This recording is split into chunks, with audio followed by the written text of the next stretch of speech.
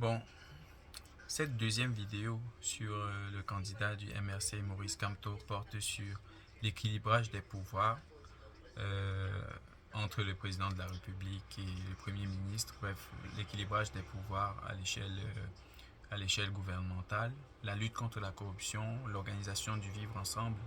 Donc, je vous laisse écouter, allez vraiment regarder, allez écouter de fort en comble tout ce qu'il va dire, parce que je trouve que ça va vous permettre de mieux comprendre sa position politique par rapport à ce qu'il propose par rapport au Cameroun. Et si je tombe sur des vidéos pareilles, sur des propositions pareilles des autres partis politiques, je n'hésiterai pas à vous faire le relais et à vous le partager. Donc, à vous les partager. Donc, voilà. De toutes les façons, regardez, exprimez-vous en commentaire, partagez au maximum et vous savez déjà, on est ensemble.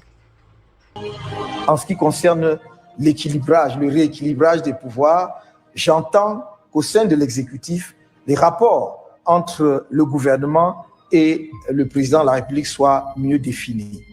Le Premier ministre doit être effectivement le chef du gouvernement chargé de la mise en œuvre de la politique définie par le chef de l'État.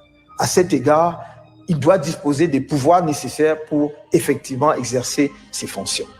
C'est pour cela qu'il faut rééquilibrer le pouvoir entre le chef de l'État et le gouvernement, en l'occurrence son chef, le Premier ministre. Mais il faudra aussi, par rapport à l'architecture institutionnelle globale, rééquilibrer les pouvoirs, notamment entre l'exécutif et le Parlement. Il est important demain que dans notre pays, le Parlement ait un droit de regard sur un certain nombre de nominations. Je pense par exemple à la nomination de hauts magistrats, en particulier le premier président de la Cour suprême, dont on peut effectivement, suivant des pratiques bien établies dans d'autres pays et suivant la bonne méthode démocratique, demander au Parlement de porter son appréciation sur les personnes pressenties pour occuper ces fonctions. Pareillement, il est absolument indispensable demain qu'après la mise sur pied du fonds souverain que nous entendons mettre en place, qui sera en quelque sorte aussi un fonds pour les générations futures, que le Parlement puisse avoir un droit de regard. Ce fonds devra être sous la double tutelle en quelque sorte de l'exécutif et du Parlement. Il faut renforcer enfin les pouvoirs du Parlement en rendant effectifs ses compétences en matière d'investigation. Les commissions parlementaires, les commissions d'enquête parlementaire doivent avoir un sens. Et il est important que chaque fois que le Parlement jugera nécessaire, suivant le règlement du Parlement, que de telles commissions soient mises sur pied pour mener les investigations nécessaires sur justement des situations qui affectent le peuple camerounais, soit sur le plan social, sur le plan économique, soit en rapport avec la gestion de la fortune publique.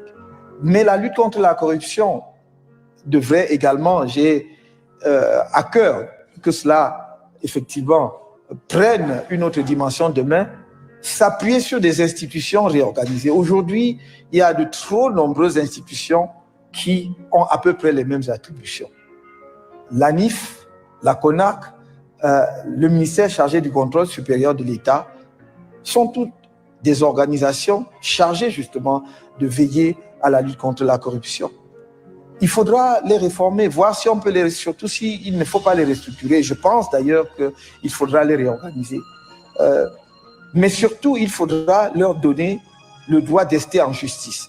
C'est-à-dire que lorsque leurs investigations conduisent à l'indélicatesse d'un agent public, que ces organisations puissent saisir directement de la justice sans attendre que les rapports qu'ils auront adressés au chef de l'État puissent prospérer suivant le bon vouloir du chef de l'État. Aujourd'hui, on voit épervier voler de temps en temps et pas à d'autres moments, on ne sait pas très bien pourquoi. Donc, épervier doit voler à tout moment, chaque fois, effectivement, qu'il y a une proie à attraper parce qu'elle est en délicatesse avec la fortune publique. Dans le cadre de ce chantier numéro 1, nous attendons mettre un accent sur l'organisation du vivre ensemble dans notre pays. Faire que les Camerounais de toutes les régions se connaissent mieux. Et cela passera, entre autres, par l'organisation pour les jeunes Camerounais, dès la maternelle, des colonies de vacances d'une région à l'autre, pour une région, aille à la découverte de d'autres régions du Cameroun, dans des familles d'accueil, avec l'accompagnement des pouvoirs publics. Ce vivre ensemble aussi doit passer par l'encouragement de la pratique des différentes langues régionales par un même Camerounais. Mais s'agissant des langues en particulier, un point particulier à la création d'une langue nationale. Non pas qu'une des langues camerounaises sera imposée juridiquement ou de facto à l'ensemble des Camerounais, mais il s'agira vraiment d'une langue construite à partir d'une grammaire que définiront les spécialistes de la linguistique, et il y en a de nombreux dans notre pays, et le vocabulaire sera d'autant plus riche que nous avons une diversité linguistique. Nous allons donc utiliser des synonymes pour avoir un vocabulaire tiré des différentes langues de toutes les régions du pays. Nous en avons environ 250 langues. Nous aurons une marge de manœuvre extraordinaire pour rédiger en utilisant des synonymes. Donc une langue nationale.